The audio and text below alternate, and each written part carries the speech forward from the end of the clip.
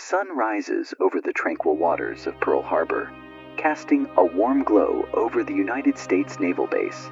The sound of seagulls fills the air as sailors and soldiers begin another day of duty, unaware of the impending doom that looms on the horizon. In the distance, the hum of planes grows louder. A sense of unease settles over the island. The once peaceful morning is shattered by the scream of bombs and the staccato of machine gun fire. Hi, I am John Baker, and you are watching History TV. Today we will see how Japan attacked Pearl Harbor and what prompted USA to enter the Second World War. It was a typical Sunday morning in Honolulu, Hawaii on December 7, 1941, when suddenly, without warning, the Imperial Japanese Navy launched a surprise attack on the United States Naval Base at Pearl Harbor. Just before 8 a.m. local time, the sound of explosions and gunfire filled the air, marking the beginning of a devastating assault that would change the course of history. The United States had maintained its neutrality in World War II until this fateful day. Japan launched a surprise attack on Hawaii and other U.S. territories, drawing America into the global conflict. The very next day, December 8th, the United States declared its formal entry into World War II, joining forces with the Allies. The Japanese military had codenamed this pivotal operation Hawaii Operation, Operation AI, and Operation Z during its planning stages. The Japanese had long been uneasy about America's growing presence in the Pacific and Asia, dating back to the late 1890s. In 1920s, the possibility of war increased.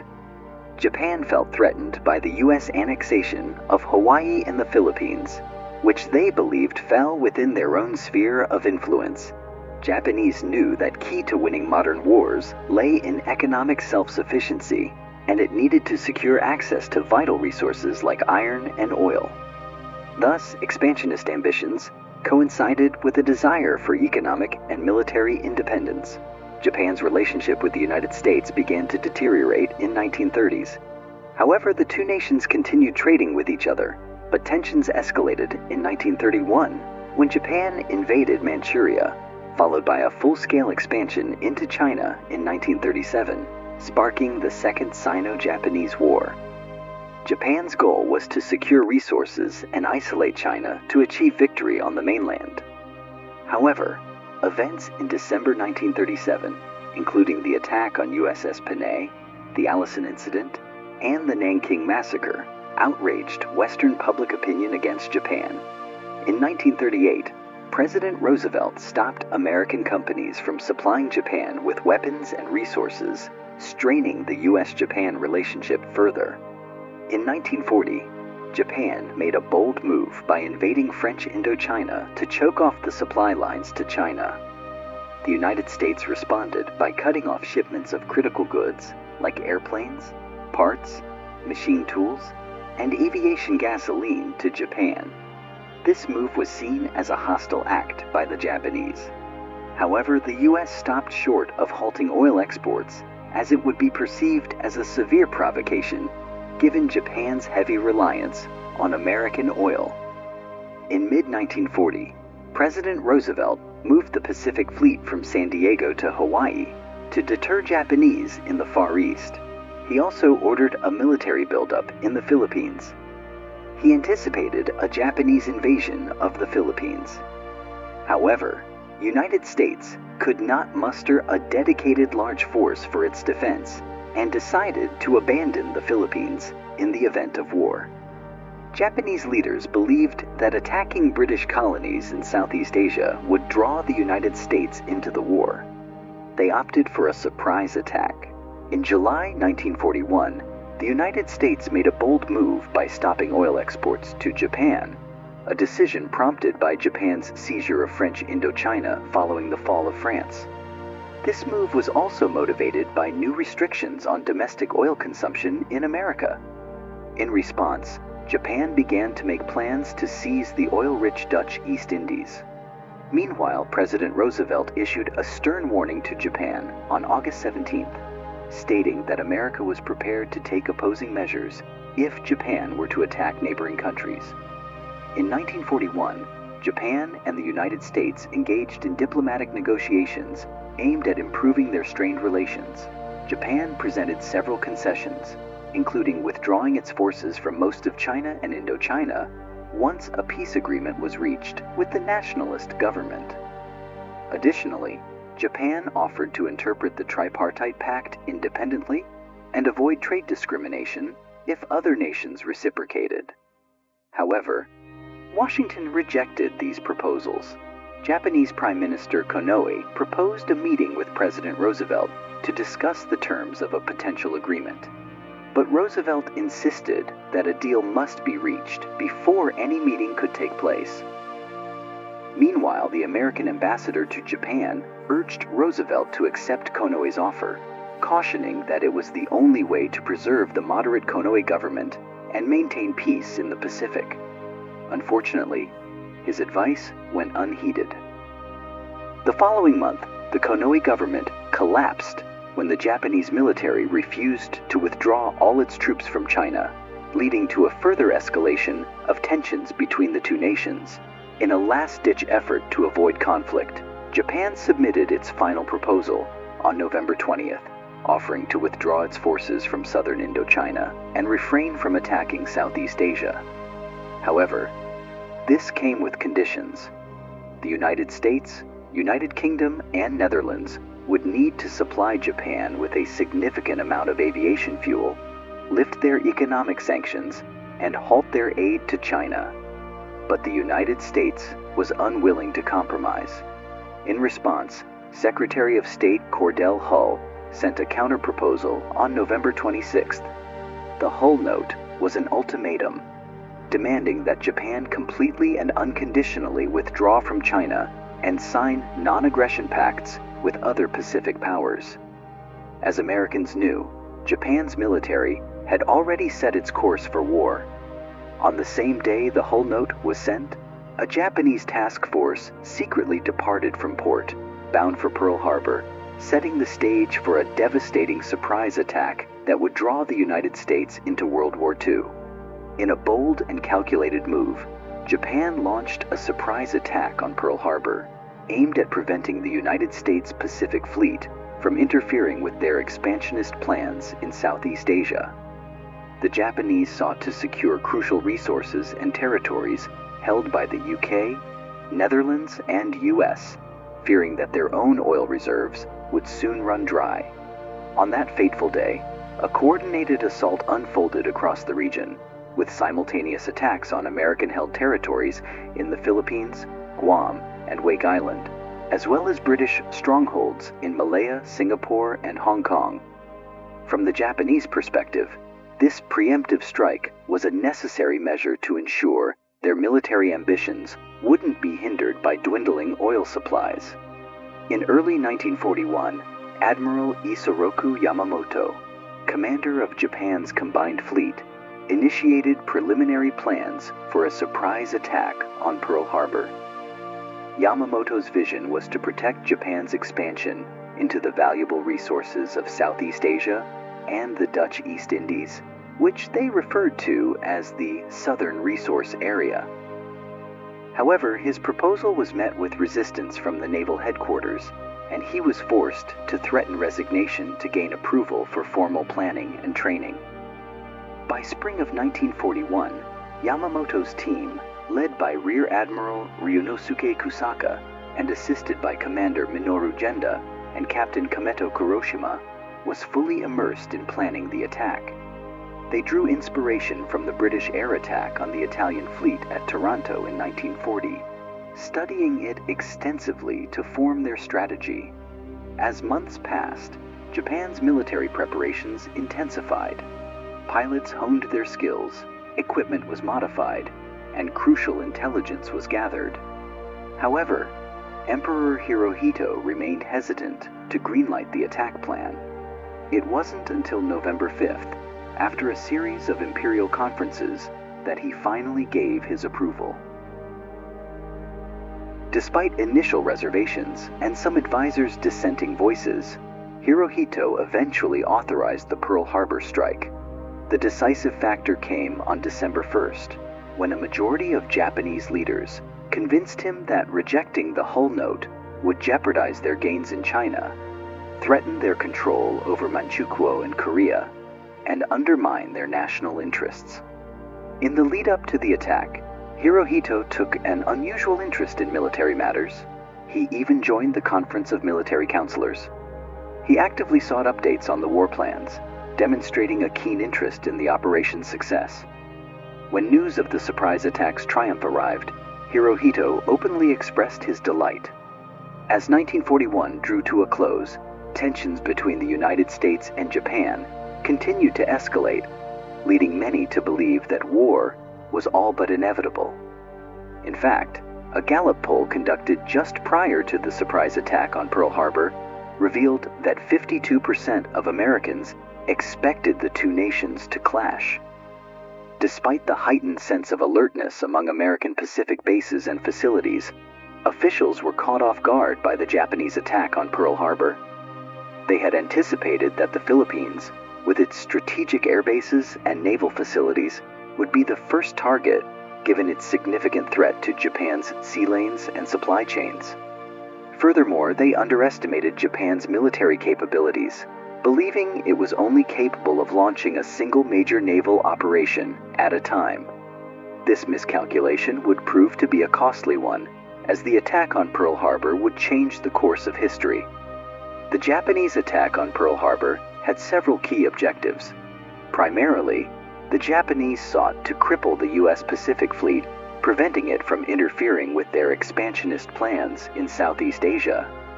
By destroying key American naval units, Japan hoped to secure a free hand in conquering the Dutch East Indies and Malaya. Japanese naval leaders were influenced by Alfred Thayer Mahan's doctrine of a decisive battle, aiming to eliminate as many U.S. battleships as possible.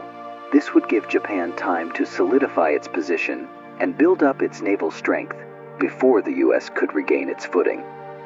Another goal was to weaken America's ability to mobilize its Pacific forces by targeting battleships, which were considered the most prestigious and powerful ships in any navy.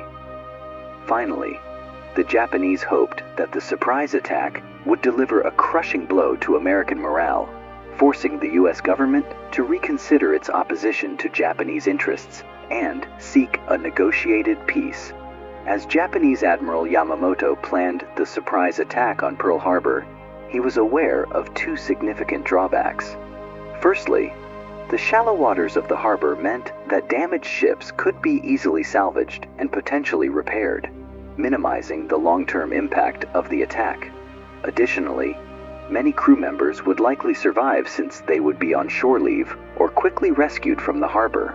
Furthermore, the absence of the Pacific Fleet's 3 aircraft carriers, Enterprise, Lexington, and Saratoga, was a notable concern. Despite these disadvantages, Yamamoto decided to proceed with the attack. The Japanese were confident in their ability to win a quick war, which led them to overlook other strategic targets in the harbor, such as the Navy Yard, oil tank farms, and submarine base. In their thinking, the war would be over before these facilities could play a significant role, so they were left unscathed in the attack. On November 26, 1941, a powerful Japanese naval force set sail from Hitokapu Bay in the Kuril Islands, bound for a strategic location northwest of Hawaii. The fleet consisted of 6 aircraft carriers: Akagi, Kaga, Soryu, Hiryu, Shokaku, and Zuikaku, carrying a total of 408 aircrafts. The plan was to launch a surprise attack on Pearl Harbor, with the first wave of 360 planes targeting the U.S. Pacific Fleet, and the second wave of 48 planes providing defensive cover. The primary objective of the first wave was to cripple the U.S. naval presence, with a focus on sinking battleships and aircraft carriers. The aircrafts were equipped with specialized torpedoes designed to operate in shallow water, making them perfect for the attack. The air crews were instructed to prioritize high-value targets, such as capital ships, and then move on to cruisers and destroyers if necessary. Meanwhile, dive bombers were tasked with taking out ground targets, and fighters were ordered to destroy as many parked aircrafts as possible to prevent them from interfering with the attack. As the fighters' fuel levels dwindled, they were to return to the carriers to refuel and resume their combat duties, including providing cover for the airfields. The stage was set for a devastating surprise attack that would change the course of history. As the Imperial Japanese Navy prepared to launch its surprise attack, reconnaissance floatplanes took to the skies from the heavy cruisers Chikuma and Tona. Their mission was to gather intel on the American fleet's composition and location. Scouting Oahu and Lahaina roads in Maui, Japanese spy Takeo Yoshikawa had already provided detailed reports on the American fleet's preparedness and presence in Pearl Harbor. Meanwhile, the Tones floatplane and the fleet submarine I-72 reported back on the absence of the American fleet at Lahaina anchorage off Maui. Additionally, 4 scout planes were deployed to patrol the area between the Japanese carrier force Kido Butai and Nahau Island, serving as an early warning system for a potential counterattack. In November 1941, 5 Japanese submarines left Japan, each carrying a small submarine. On December 7th, they reached the waters near Pearl Harbor, Hawaii, and released their small submarines at around 1 a.m. Later that morning, an American ship Condor spotted one of the small submarines and alerted another ship, Ward. Ward sank one of the small submarines, which was the first time America fought back in the Pacific during World War II. Another small submarine tried to attack American ship Curtis, but missed. Then, it tried to attack a destroyer Monaghan, but missed again. Finally, Monaghan sank the small submarine at 8:43 a.m. During the attack on Pearl Harbor, a third small Japanese submarine, Ha-19, ran aground twice. The first time was outside the harbor entrance, and the second time was on the east side of Oahu. It was captured on December 8th. A Japanese sailor, Kazuo Sakamaki, swam to shore and was taken prisoner by a Hawaiian guard, David Akui. Sakamaki was the first Japanese soldier to be captured. Another small submarine was damaged by a depth charge and abandoned by its crew before it could attack any ships. It was found outside the harbor in 1960. The Japanese military received a message from one of the small submarines at 12:41 a.m. on December 8th, saying that it had damaged one or more big warships inside Pearl Harbor. Admiral Yamamoto had planned for the attack on Pearl Harbor to occur after Japan had formally notified the United States that peace negotiations were at an end. However, the attack began before this notification could be delivered. The Japanese government sent a message to the Japanese embassy in Washington, but it took too long to transcribe, delaying its delivery until after the attack had started. However, American codebreakers had already intercepted and translated most of the message hours earlier. While the final part of the message was seen as a strong indication that war was imminent, it did not officially declare war or sever diplomatic relations. It wasn't delivered to the American government until the day after the attack. However, on the evening of December 8th, a declaration of war was first published in Japanese newspapers. Commander Mitsuo Fuchida led the initial attack wave of 183 aircraft, which took off north of Oahu. On the morning of December 7, 1941, the United States Army's SCR-270 radar at Opana Point, Oahu, detected the approaching first wave of Japanese planes. Privates George Elliott Jr. and Joseph Lockhart reported the target to Private Joseph P. McDonald, who alerted Lieutenant Kermit A. Tyler at the Intercept Center. Tyler, assuming it was the scheduled arrival of 6 B-17 bombers from California, didn't realize the magnitude of the situation. As the Japanese planes approached, they encountered and shot down several American aircrafts, which had radioed warnings that were either ignored or awaiting confirmation. At 7:48 a.m. Hawaiian time, The Japanese launched a surprise attack on Kaneohe, followed by waves of dive bombers and torpedo bombers targeting the American air bases and battleships. The attack caught American servicemen off guard, with many ships and aircraft unprepared. However, despite the chaos, some military personnel responded heroically. Ensign Joseph Taussig, Jr. commanded Nevada's anti-aircraft guns despite severe injuries, while Lieutenant Commander F.J. Thomas got Nevada underway until it was grounded. The destroyer Aylwin operated at sea for 36 hours with only 4 ensigns on board. Captain Mervyn Bennion led his men on West Virginia until he was fatally wounded by a bomb fragment. The first attack resulted in significant damage, with 8 armor-piercing bombs hitting battleships and 13 torpedoes striking their targets. The surprise attack on Pearl Harbor would go down in history as a pivotal moment in World War II. The second wave of the attack, led by Lieutenant Commander Shigekazu Shimazaki, comprised 171 aircrafts, including 54 B-5N bombers, 81 D-3A dive bombers, and 36 A-6M fighter jets. The second wave was split into 3 groups, with one group targeting Kaneohe and the other 2 focusing on Pearl Harbor. The different sections converged on their targets from various directions, arriving at almost the same time. As the second wave of Japanese aircrafts returned from Pearl Harbor, several junior officers, including Fuchida and Genda, urged Admiral Nagumo to launch a third strike to further cripple the U.S. Pacific Fleet and destroy the base's vital infrastructure. Despite the eagerness of the other carrier captains to continue the attack, Nagumo decided to withdraw due to several concerns.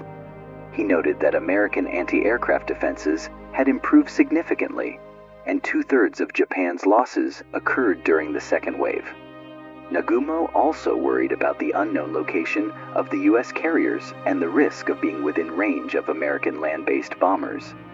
Additionally, a third wave would have required substantial preparation and nighttime landings, a risky maneuver at that time. Nagumo's fleet was also low on fuel, and adhering to Imperial Japanese Navy practice, he prioritized conserving strength over total destruction of the enemy. In hindsight, a third strike could have significantly delayed U.S. operations in the Pacific by damaging shore facilities. Admiral Chester Nimitz later stated that it would have prolonged the war by 2 years. Yamamoto, who initially supported Nagumo's withdrawal, later regretted the decision, calling it a great mistake. The attack on Pearl Harbor lasted only 90 minutes, but its impact was devastating. A total of 2,403 American lives were lost, and 1,178 were wounded. The breakdown of the casualties is staggering. 2,008 sailors, 218 soldiers and airmen, 109 Marines, and 68 civilians lost their lives. Many of the victims were young, junior enlisted personnel who were stationed on the ships. In fact, nearly half of the American fatalities occurred when the USS Arizona's forward magazine exploded after being hit by a modified shell. This tragedy resulted in a disproportionate number of young lives lost, with many of the victims being only 17 or 18 years old. The attack also resulted in significant damage to the naval fleet, with 18 ships sunk or run aground, including 5 battleships. On the fateful day, 9 brave firefighters from the Honolulu Fire Department responded to the bombing at Hickam Field, only to become the first and only fire department members on American soil to be attacked by a foreign power. Tragically, Fireman Harry Tuck Lee Pang was killed near the hangars by machine gun fire from a Japanese plane. Captains Thomas Macy and John Carrera made the ultimate sacrifice while fighting flames inside the hangar after a Japanese bomb tore through the roof. 6 more firefighters were injured by Japanese shrapnel, and their bravery was later recognized with Purple Hearts, a rare honor for non-military personnel. The 3 fallen firefighters were posthumously awarded their Purple Hearts on December 7, 1984, exactly 43 years after the attack. This solemn recognition cemented their place in history as the only non-military firefighters to receive such an award. Nevada attempted to escape the chaos of Pearl Harbor. She was already crippled by a torpedo and engulfed in flames. Japanese bombers swarmed around her, unleashing a barrage of 250-pound bombs that ignited even more fires. In a desperate bid to prevent her from sinking in the harbor entrance and blocking the path for other ships, the crew deliberately beached her. Meanwhile, the California was also under attack, hit by 2 bombs and 2 torpedoes. Despite the crew's efforts to save her, they were ordered to abandon ship just as they were activating the pumps to keep her afloat. The situation was further complicated by burning oil from nearby Arizona and West Virginia, which drifted towards California, making the damage seem worse than it was. The Utah, a disarmed target ship, was also severely damaged, taking 2 torpedo hits. The West Virginia was pummeled by 7 torpedoes, the last of which ripped away her rudder.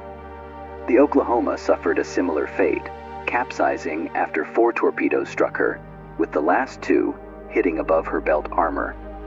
In contrast, the Maryland escaped relatively unhurt, hit by 2 converted 16-inch shells that failed to cause significant damage. As the Japanese attacked Pearl Harbor, their attention wasn't solely focused on battleships. They also targeted other vessels, including the light cruiser Helena, which was torpedoed and caused a chain reaction that capsized the nearby mine layer Oglala. In the dry dock, destroyers Cassin and Downs met a fiery demise when bombs ignited their fuel bunkers, causing a blaze that burned them out. The light cruiser Raleigh suffered damage from a torpedo, while the Honolulu managed to stay in service despite being damaged.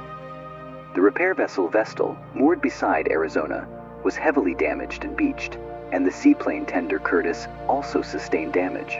The destroyer Shaw was severely damaged when 2 bombs hit its forward magazine. The attack on American aircrafts was devastating, with 188 destroyed and 159 damaged, mostly while still on the ground. Only a handful of pilots managed to take to the skies, with 8 pilots getting airborne, and 6 of them credited with downing Japanese aircraft. The consolidated PBY Catalinas didn't fare well either, with 30 out of 33 destroyed. Friendly fire claimed some American planes, including 4 from Enterprise. Meanwhile, 3 of the 9 civilian aircraft which were in the vicinity were shot down in the chaos. Out of 21 American ships damaged or lost in the attack, 18 were repaired and returned to service, with only 3 being permanently lost. During the attack, Japan suffered significant losses. 55 airmen and 9 submariners lost their lives, while 1 survivor, Kazuo Sakamaki, was taken captive. The assault involved 350 of Japan's 414 available aircraft, but it came at a cost.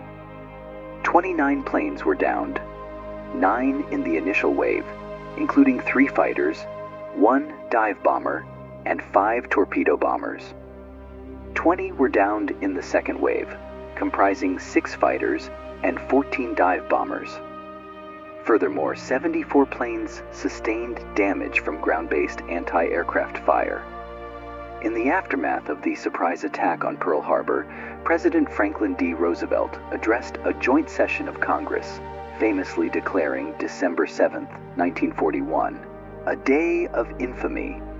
He urged lawmakers to formally declare war on Japan, and Congress swiftly approved his request within the hour. However, the ripple effects of the attack didn't stop there. On December 11th, Germany and Italy, allied with Japan through the Tripartite Pact, declared war on the United States, despite not being obligated to do so. In response, Congress issued a declaration of war against both Germany and Italy on the same day.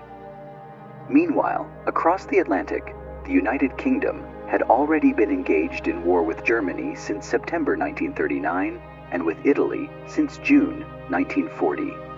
British Prime Minister Winston Churchill had vowed to declare war on Japan within the hour if they attacked the United States. True to his word, upon learning of Japan's simultaneous attacks on Malaya, Singapore, and Hong Kong, Churchill promptly summoned the Japanese ambassador and declared war on Japan, a full 9 hours before the United States took the same step.